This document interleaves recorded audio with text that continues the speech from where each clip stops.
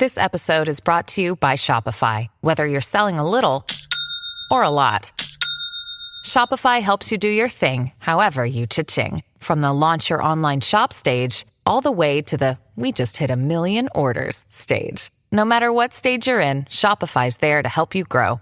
Sign up for a $1 per month trial period at shopify.com/special offer, all lowercase. That's shopify.com/special offer. Delicious, meat nutritious, and the snack that packs a real protein punch, Wonderful Pistachios. Each 1 ounce serving has 6 grams of protein, giving you over 10% of your daily value and making Wonderful Pistachios one of the highest protein nuts out there. But perhaps more than that, I love all of the flavors they have. Their sea salt and vinegar ones are my favorite when I'm craving that flavor, but still want to keep it healthy. But that's just the tip of the iceberg. Wonderful Pistachios come in a variety of flavors like chili roasted, honey roasted, smoky barbecue, and jalapeno lime, to name a few. Perfect for enjoying with family or friends and taking them with you on the go. Whether you're a pistachio purist who loves cracking open every nut, or you prefer the convenience of no-shells pistachios, Wonderful Pistachios has got you covered. Grab Wonderful Pistachios and elevate your snacking game today. So fill up with a healthy snack when hunger strikes. Visit wonderfulpistachios.com to learn more. That's wonderfulpistachios.com. It's a Minimalist Monday edition of Optimal Living Daily, episode 3227, Confessions of a Hoarder, by Rose Lounsbury of roselounsbury.com. And I'm Justin Mullock. Hope you're having a great start to your week. If you're listening in real time, this is where I read to you from some of the best blogs I can find and get permission from. So with that, let's get right to today's Minimalist Monday post and start optimizing your life. Confessions of a Hoarder, by Rose Lounsbury of roselounsbury.com. I have a confession to make. I am a hoarder. Of school supplies, that is. It started in the early days of my teaching career when I scoured back-to-school ads for ridiculous deals like composition notebooks for 10 cents. I'd click my heels with teacher glee as I loaded up my cart with notebooks, pencils, highlighters, and glue sticks, all bought for a fraction of the usual cost. And while I used most of these supplies during the year, I always had a safe supply left over for the next year. This was my stockpile, my security. Fast forward to now, I've been out of the full-time classroom for 2 years, and my safety net of school supplies still exists, neatly boxed away in my attic. Every time I see it, it nags at me. I know I need to let it go. It's not very professional organizer-like to have a hoard of pencils and glue in your attic, after all. It's kind of like knowing that your personal trainer keeps a hoard of Twinkies and Ho-Hos in a secret lockbox, or your grandma uses Twitter. But it is hard to let go of things that make us feel safe. I remember the days when I needed these things, when having extra packs of loose-leaf paper and boxes of pencils in my classroom meant my students would be able to write first drafts. This made me feel like I was prepared for my job, like I was successful, and it's hard to let go of that feeling. I see this type of thinking in almost all my clients, and it's hard to admit that I see it in myself. But this points to an important fact.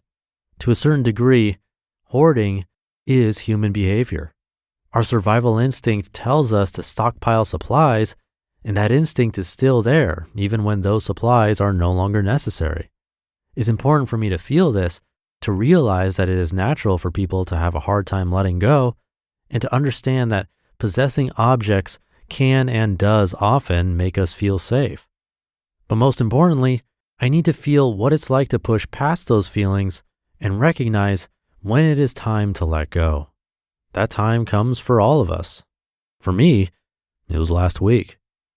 I'd planned a happy hour with some former teaching colleagues, the exact people who could use my hoard. It was time. I went to the attic and boxed up 2 crates of pencils, highlighters, Sharpies, index cards, and the like. I'll admit, as I boxed them up, I felt anxiety. Fearful questions, similar to the ones clients ask me, popped into my head. But what if I go back to teaching? I might need some of this stuff. I spent time and money on these things. It feels like a waste to just give it away. I could just hold on to this stuff a little longer. My own kids could use them. To get past this anxiety, I treated myself like a client, using logic and questions.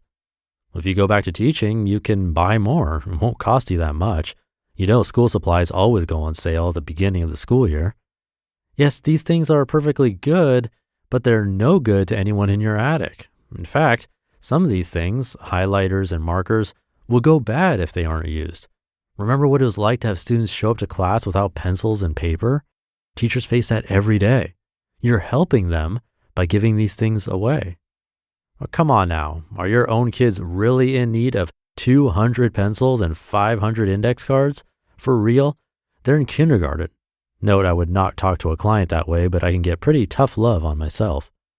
And so on and so forth, until I talked myself down from my ledge of fear, which, by the way, is the base emotion that this anxiety stems from, and put the 2 crates in my van.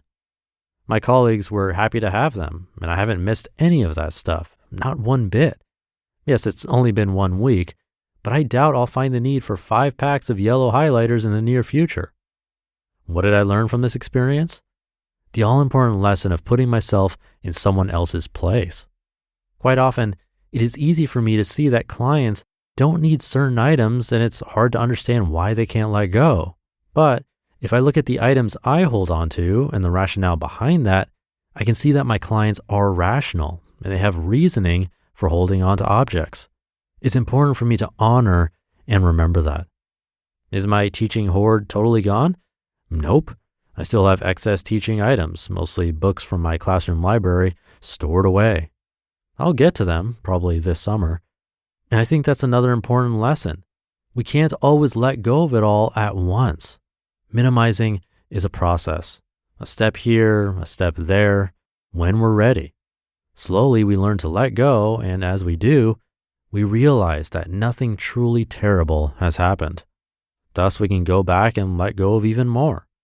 In this way, slowly and steadily, we free ourselves of unnecessary items.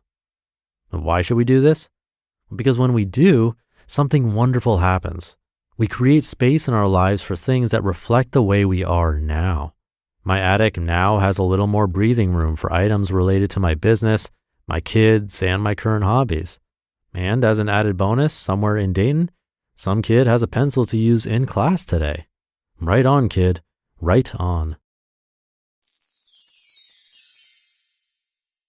You just listened to the post titled Confessions of a Hoarder by Rose Lounsbury of roselounsbury.com, and I'll be right back with my commentary. It goes without saying that a lot of people don't know where to start when it comes to investing. Many think you need a lot of money to invest, and some put off investing because it doesn't seem urgent. Acorns makes it easy to start automatically saving and investing for your future. You don't need a lot of money or expertise to invest with Acorns. In fact, you can get started with just your spare change. Acorns recommends an expert-built portfolio that fits you and your money goals, then automatically invests your money for you. And I love Acorns because I feel that this type of automation is exactly the boost needed for the many people who like the idea of investing, but haven't felt ready to begin for whatever reason. I've been there, and I know how relieving it can be to finally get over the hump, wishing I'd started sooner. So head to acorns.com/old or download the Acorns app to start saving and investing for your future today.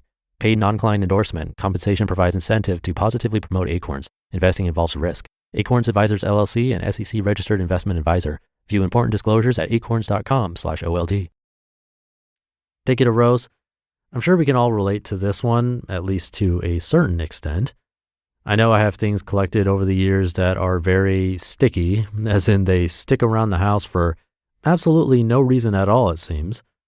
Yet it's difficult to get rid of because of sentimental reasons, laziness, thinking that it would be a waste to get rid of it, the just-in-case argument, so many reasons.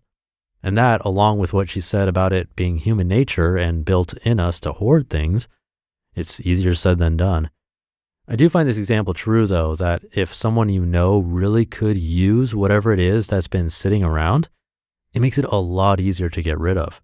When it has more value to someone else than to yourself, it's a win-win.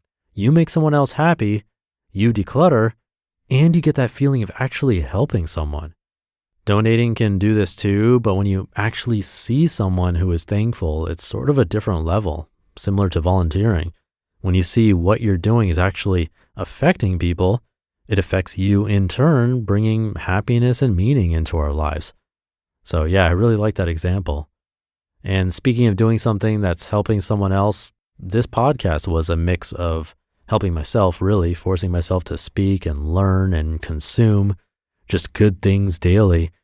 And anytime I hear that it's helped someone, which is most often a stranger writing in via email, replying to my weekly newsletter, I get that feeling again that this is bigger than it feels when I'm sitting in a room alone speaking to myself. There actually is someone on the other side listening and enjoying the show, and it's actually making a difference. That really has an impact on me, so thank you if you're one of those people that's written in. I've even been fortunate enough to meet a handful of people who listen to this show, which is always super motivating too. But even if you're a quiet listener, I know someone's listening, and that's still a big help and push for me. Sometimes I have to record at not the best of times. So yeah, you listening makes all the difference. All right, I think that's enough to start the week. Hope your week and month is going as well as possible. Have a great rest of your day, and I'll be back tomorrow reading to you where your optimal life awaits.